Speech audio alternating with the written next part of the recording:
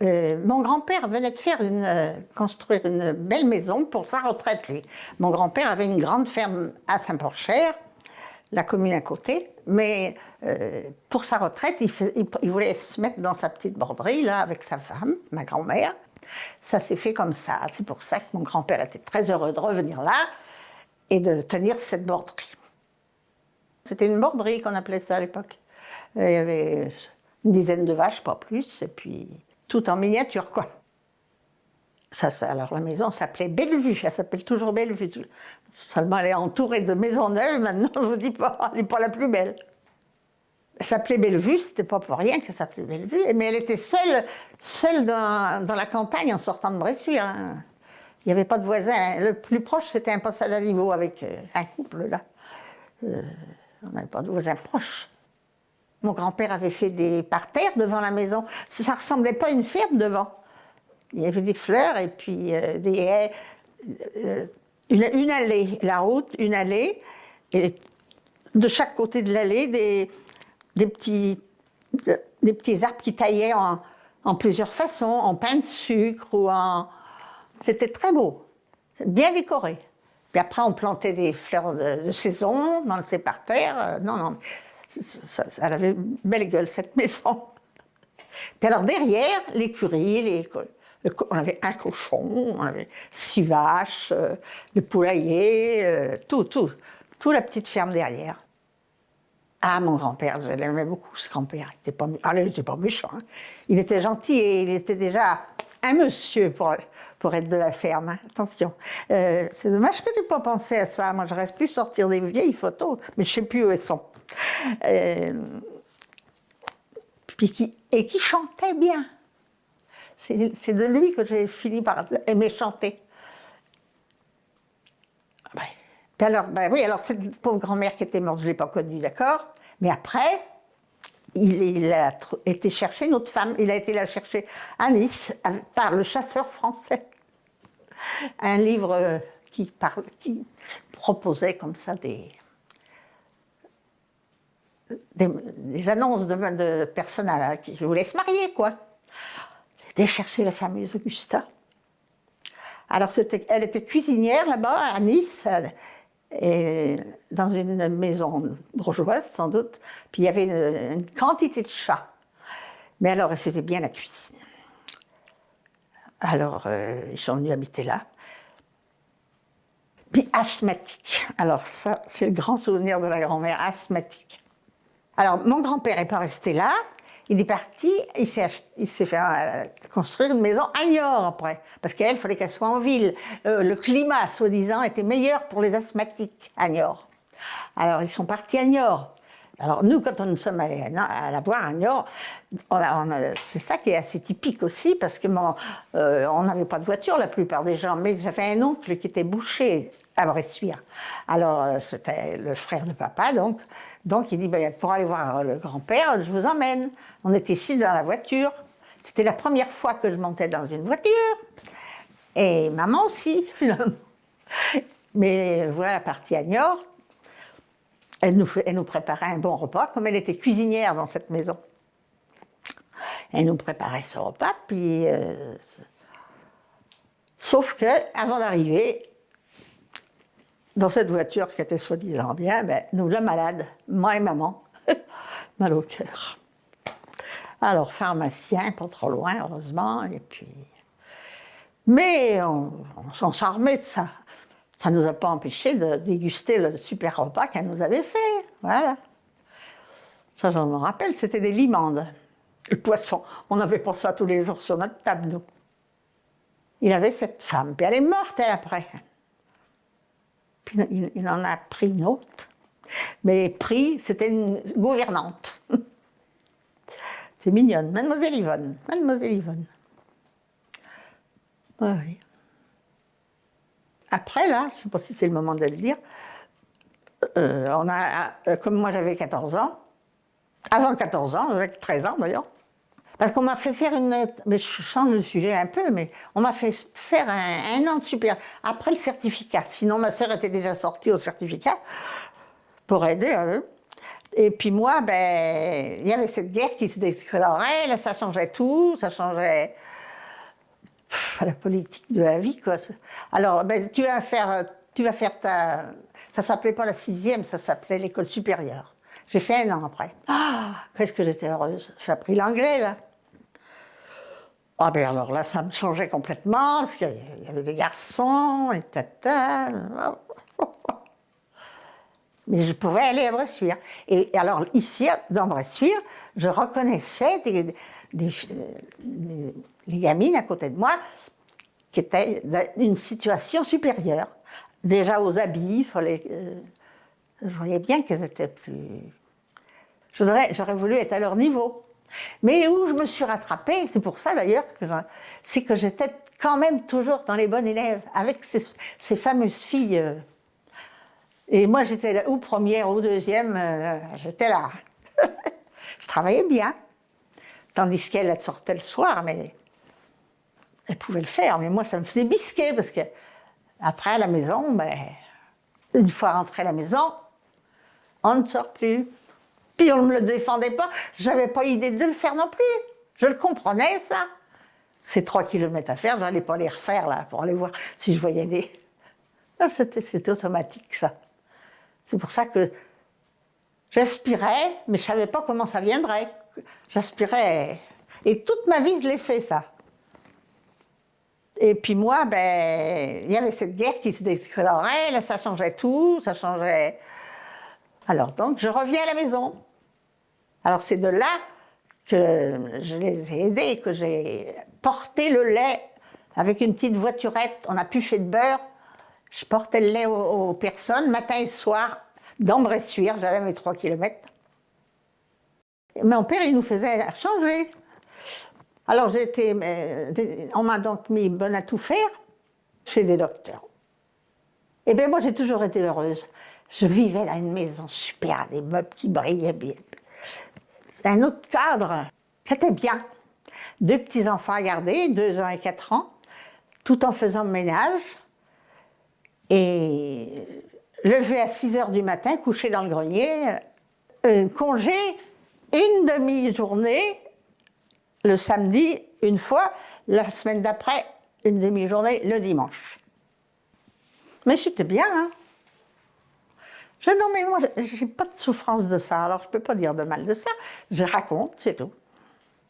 Et puis alors, autrement, la guerre, ben... Le chocolat qui m'a manqué, là, chez la fameuse Madame Gelot, parce qu'elle gardait toutes mes cartes, elle me nourrissait, elle gardait mes cartes. Mais le chocolat, elle aurait pu m'en donner, hein, elle m'en donnait pas. Eh bien, je savais où il se mettait, mais j'en ai jamais pris. Sauf quand une fois, elle s'est mise à faire des caramels avec des chocolats. Eh bien, elle ne m'a pas offert un caramel. Hein. Eh bien, moi, je l'ai piqué la soirée. Mais j'en avais gros sur le cœur.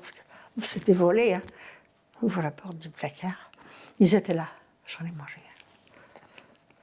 Oh, je me suis jamais considérée comme voleuse, mais ça m'a quand même marqué. J'en ai mangé. Hein. On a eu le bal de la fin de la guerre. Et le bal de la fin de la guerre, ben il y avait longtemps qu'on n'allait plus au bal. Hein. Et là, il y avait le bal de la Libération. Elle le faisait sous les Halles à Bressuire. Il attendait beaucoup de monde, sûrement. Et puis, j'avais un amoureux à l'époque. Mais alors, il était plaisant. Je disais, je ne me marierai pas avec toi. Et tous les dimanches, qu'est-ce qu'on fait? Ben, on va se balader avec le copain. Dans la campagne, on se fait des petits bisous, puis voilà. Puis ça durait. Je savais que je ne le voyais pas comme mon mari, mais j'avais un copain, tout le monde, mais non, mais pas tout le monde, mais presque. Les filles, on avait un amoureux, quoi. Puis c'était lui. Puis il venait me chercher chez moi. Puis il était justement invité par mes parents. Il fallait qu'il rentre à la maison. Puis pour qu'on soit bien, ben, mes parents me permettaient qu'on aille dans la chambre. C'était risqué, hein, mais enfin, ils me connaissaient. Hein. Et alors, on allumait cette petite cheminée, là, puis on se mettait devant. Et puis, lui s'asseyait, puis moi, il me prenait sur ses genoux. Alors, maman, elle me le disait, elle me l'a dit après, elle était restée. Qu'est-ce qu'ils font? Qu'est-ce qu'ils font? Ils n'ont rien fait. Non, non, cette époque, ça ne se faisait pas. Hein. Des petites caresses, des petits bisous. Oh, ben le premier, j'avais 13 ans, mon pauvre. Oh, puis c'était un garçon qui était... C'est ce qui m'a fait le plus. Alors, mais je l'aimais. Mais il ne fallait pas que ça se sache. Il ne fallait pas qu'on se voie, il ne fallait rien. Alors, lui, il était tout de suite entreprenant comme... Moi, je ne pensais pas que ça serait ça, un garçon. Il voulait déjà chercher la petite bête. Ah ben parce qu'on se donnait quand même un rendez-vous, on prenait nos vélos, puis on s'en allait dans la forêt, dans le bois de Saint-Poncher. Alors là, l'été, quoi. Alors l'été, là-bas, ben, on s'asseyait dans l'herbe, et puis voilà. On a commencé à me tripoter. Et je n'ai jamais cédé. Mais c'était dur, hein, parce que moi, je l'aimais. Mais je me souviens, quand ma mère m'avait fait faire des gâteaux, je faisais des petits cakes. Les deux plus beaux, je les ai gardés pour lui donner, mais j'avais qu'à aller d'Abressuire, dans la grande rue. Je faisais les 100 pas dans la grande rue. Il ne fallait pas qu'on se parle en ville, il ne fallait pas que ça se voie. Mais j'étais heureuse de lui avoir donné ces deux gâteaux. C'est pas ce qu'il voulait, lui. Si, il les a bouffés, mais... Moi, c'est ça le premier amour. Bon, puis alors après, il y en a eu d'autres. Il y a eu donc celui-là que je vous disais, là, qui tenait beaucoup à moi. Jamais il ne m'aurait pas proposé. Il savait que je ne voulais pas, puis c'est tout, parce qu'il me respectait. Il savait que c'était pas ça. Lui, il m'aurait épousée, hein, mais on s'est fini par se laisser, parce que je ne sais pas pourquoi d'ailleurs. Non, moi, ce qui a fait ça, eh ben, on est rendu au bal de la Libération. Qu'est-ce qui s'est passé au bal de la Libération? J'étais en froid avec lui, il est venu au bal, il n'a pas eu le temps de me faire danser. Tout d'un coup, j'ai regardé un espèce de petit soldat, là, qui me regardait aussi, mais que je trouvais mignon, le coup de foudre. Il me fait danser, je danse, il me raconte, il me parlait, mais c'était pas du tout un gars de notre monde de campagnard, c'était de Paris. Et puis voilà, nous partir. Toutes les danses.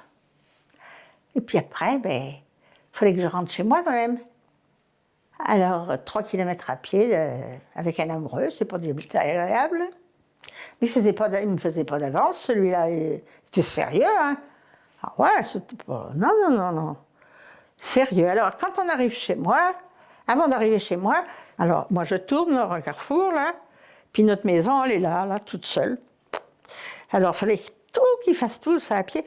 Mais le coin, là, il se coupait par un petit chemin. On le prenait souvent, nous. Alors, donc, c'était le chemin des amoureux, bien entendu. Avant d'aller passer au coin, on coupait le chemin. Puis alors là, on s'est dit au revoir, quoi. On s'est dit au revoir, mais ça traînait en longueur. Puis qu'est-ce qu'il allait dire, mon père, quand ça allait arriver? Bon, allez, on va s'en aller. Alors, il faisait il était un militaire, puis il faisait une période, il n'allait pas s'en aller déjà, dans Bressuire, là, il était à la caserne, la caserne de fortune, quoi, à Bressuire. Alors on s'est projeté de se voir dans les jours. Et j'ai essayé d'y aller à ce rendez-vous, j'ai pris mon vélo, j'ai fait... J'avais des tantes à Bressuire, j'avais une tante. On devait aller à la communion de sa fille avec maman. On avait acheté le cadeau. Je ne sortais pas de chez moi comme ça sans dire où j'allais, quoi. Alors j'ai dit, oh hein, je vais aller porter le cadeau, là on n'y va jamais, puis la communion va arriver.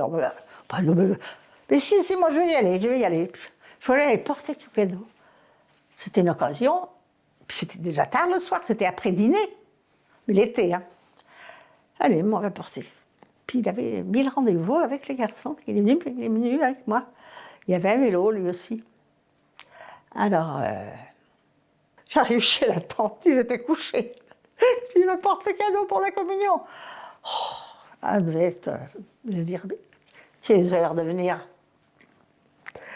Ça, c'est une bêtise que j'ai fait, mais je n'ai pas regretté. puis après, on est parti dans la campagne, faire nos petites affaires, rien d'ailleurs. Parler. C'est que ça en est une histoire, ça. Il s'est fait engager, parce que c'était un monsieur. Son père, chez lui, c'était un homme industriel, avec sa mère et puis ça. Puis alors, ce père, il a perdu la femme, et puis il s'est remarié. Et puis cette femme, elle était sûrement très gentille, d'ailleurs je l'ai connue, mais le garçon, c'était une belle-mère. Alors, il est resté dans ce foyer, il ne voulait plus y rester, quoi. Il voulait faire sa vie tout seul. Alors, il s'est engagé à l'armée. Il était tout jeune, il n'avait pas 20 ans. Figurez-vous qu'il est parti en Indochine. On a fait une coupure, là, parce qu'il était sûr de mourir là-bas. Ben oui, c'était la guerre, hein, il a été faire la guerre là-bas. Là. On a arrêté le courrier.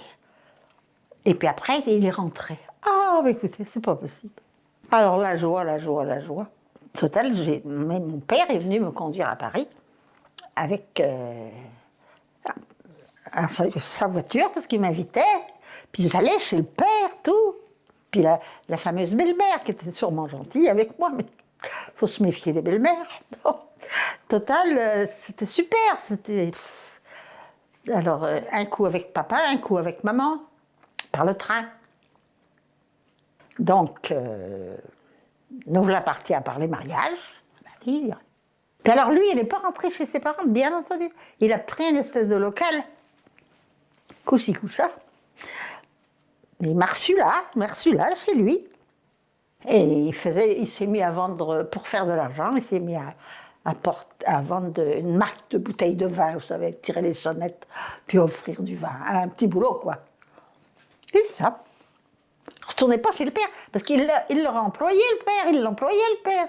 Mais il ne voulait plus être avec cette belle-mère. Ben, enfin, voilà Noël, voilà les fêtes de Noël qui approchent.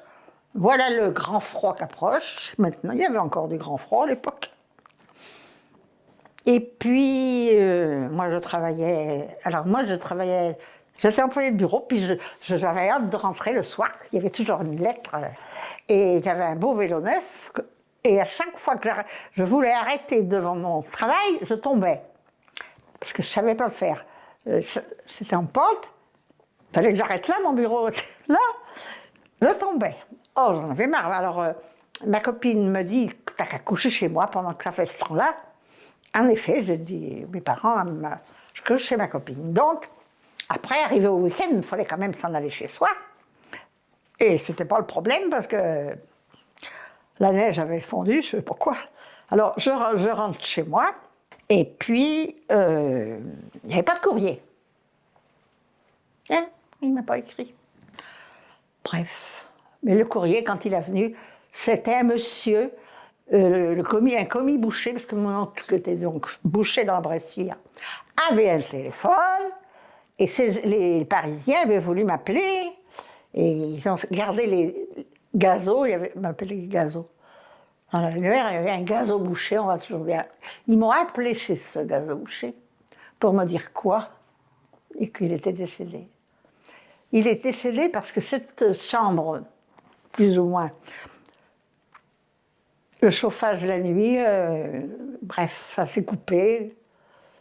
Et puis il a respiré du gaz, il est mort. Alors vous voyez, comme ça change tout. Après. Le commis boucher, là, avec son vélo sur la neige, il était courageux. Hein. Et puis, il frappe à la porte, mon père va à la porte. Et puis, il l'a fait sortir dehors pour lui raconter. Je dis, qu'est-ce que c'est que ça, ce soir, si tard?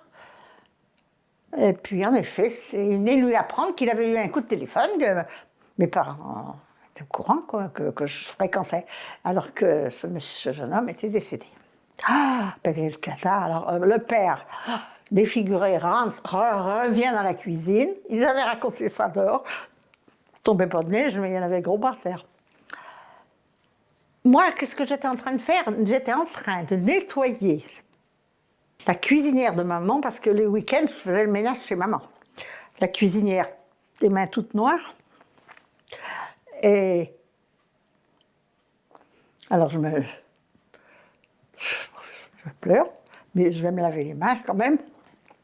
Et puis après, je m'en vais m'essuyer. On mettait des essuie-mains qui pendaient là comme ça. Puis on l'a pendu à cet essuie-main, heureusement qu'il était solide. Et j'ai pleuré, pleuré, pleuré dans cet essuie-main. C'est fou. Il a fallu se remettre, quoi. Voilà, j'ai reçu des nouvelles, j'ai eu le courrier. Alors, il fallait aller à l'enterrement. Il fallait quand même aller à l'enterrement, c'est pas possible. Mais mon père s'est pris par la main, je ne sais pas le mot, mais il m'a amené à retourner à Paris. On a été à l'enterrement. Il fallait que je trouve des habits noirs, quand même, pour faire partie du deuil, comme ça. Ah ben, vous savez, il fallait être jeune hein, pour accepter tout ça. Puis ça s'est fait, et le père nous recevait à manger, s'il vous plaît. La belle-mère, gentille comme tout. Mais la sœur, je ne vous en parle pas de la sœur et le beau-frère, ah ben ceux-là, alors, qu'est-ce qu'ils étaient gentils. Ah, qu'est-ce qu'ils étaient gentils. J'ai toujours correspondu avec eux après. Ils sont morts. Tout le monde est mort maintenant. Moi, je me résous tout de suite. Quelque chose qui ne va pas. Bon, alors, donc, j'avais mon travail de bureau. C'est ce que j'avais voulu. Mais je pensais que j'avais 25 ans. Ça venait d'avoir 25 ans. Ou 24, enfin bref. Et mes parents, c'est une jeune fille, j'étais une soi-disant belle jeune fille. À 25 ans, elle est encore belle. Si elle ne se marie pas, ça va faire une vieille fille. Ah, bon. Je n'ai pas resté longtemps vieille fille. J'ai pleuré dans mon coin, mais pas. Il fallait bien effacer, quoi. Je n'avais pas trouvé de copain. Mais il y en avait un, son frère, il n'a pas perdu le nord, lui. Il était boulanger, lui, à Bressuire. Tout le monde était à Bressuire. Le frère de mon époux, quoi, il était boulanger à Bressuire, lui. Il nous portait le pain, et puis en voiture, et puis moi je travaillais au bureau, donc j'avais mon vélo pourtant, mais il arrêtait sa voiture, puis il me faisait monter dans sa voiture. Je connaissais comme ça un boulanger, je dis il est gentil, puis voilà. Mais lui, il me connaissait bien, parce il m'a dit un jour, j'ai un frère, il est chez moi, il a appris le métier, hein, il est pâtissier. Tiens, ben, je vous l'enverrai un soir. Il a sa moto. Parce que maman avait voulu un pain 4, puis il n'en avait pas dans sa voiture. Mais il rapportait le pain 4 à vos parents. Un pain de 4. Tant mieux. C'était le plus gros volume, ça. 4 livres, 2 kilos. Mais le pain n'est pas important dans l'histoire. L'histoire est que j'ai vu ce gars, timide, plutôt timide, à mon avis. Mais lui aussi, on lui avait dit qu'il allait voir une fille, mais. Puis voilà, les amours ont commencé, et c'est ça qui a été mon mari. Mais mes parents, ils étaient dans la combine. Hein. Ça serait bien pour toi. Il n'avait pas la tête à faire les comptes, tout, et moi j'étais comptable. C'était pas beau, ça. Mais j'ai remarqué, mais enfin, il était gentil quand même. J'ai remarqué que c'était un truc arrangé, quoi. Et tant mieux finalement, après tout. Tout le monde était content que j'épouse ce garçon, puis. C'était pas l'amour fou, mais je voyais bien que ça pouvait se faire, quoi. C'est dommage, mais c'est comme ça. Des amours fous, j'en avais eu avant. Oh, j'en avais même eu un autre. C'est toujours pareil, moi, c'est ailleurs. En Auvergne. Ah ben lui, l'Auvergnat, il n'avait pas moyen de déloger là-bas. Mais il m'avait pourtant dit qu'il viendrait. Il aurait voulu que je reste dans son Auvergne, lui, mais moi, je ne voulais pas. Qui c'est qui m'avait emmené là-bas? Je ne voulais pas. On l'a sauté, ce passage. Quand je travaillais de ci, de là, des heures, je travaillais chez la femme du directeur d'école qui me faisait un peu travailler comme ça. Et puis, elle a voulu m'emmener un peu. Elle m'a proposé de m'emmener aussi en vacances là-bas, en Auvergne, à Thiézac. Et puis, j'étais parfait que j'étais contente, moi. Et puis, là-bas, l'après-midi, elle était libre. Alors, je suis sortie avec cet Auvergnat. Il était beau, il était grand. Mais il lui avait arrivé une histoire un peu dans mon genre, parce qu'il avait parti à Paris, comme ça, on part à Paris. Les Auvergnats, ils partaient beaucoup à Paris, pour faire quand même quelque chose de plus intéressant. Je ne sais pas ce qu'il a fabriqué. Total, il était revenu de Paris. Total, il était bien mis, quoi. Il n'était pas mis comme les Auvergnats quelconques. Il était bien habillé, il était grand. Puis alors, dès le lendemain de notre arrivée à ces vacances, là, ma patronne me dit, il y a un bal ce soir, il y a un bal, on vous y emmènera, si vous voulez, parce que j'étais toute seule. Elle est venue me conduire au bal. À peine maintenant, je suis tombée amoureuse de ce beau garçon, moi. Il était pour moi, il m'attendait sans doute. Oui. Alors j'ai eu des amourettes avec ça, oui. Ben, bien fallu lâcher, il n'a jamais voulu se déplacer. Ça paraît bizarre à l'heure actuelle, mais j'étais défendue. Et il y avait la religion aussi. Parce qu'on n'y croyait tellement pas, nous, qu'on ne voulait pas. On ne voulait pas, on ne voulait pas, on ne voulait pas. Mais on ne savait pas que ça allait faire plaisir, que ça allait nous faire plaisir, ni que ça nous fasse du bien. C'était défendu.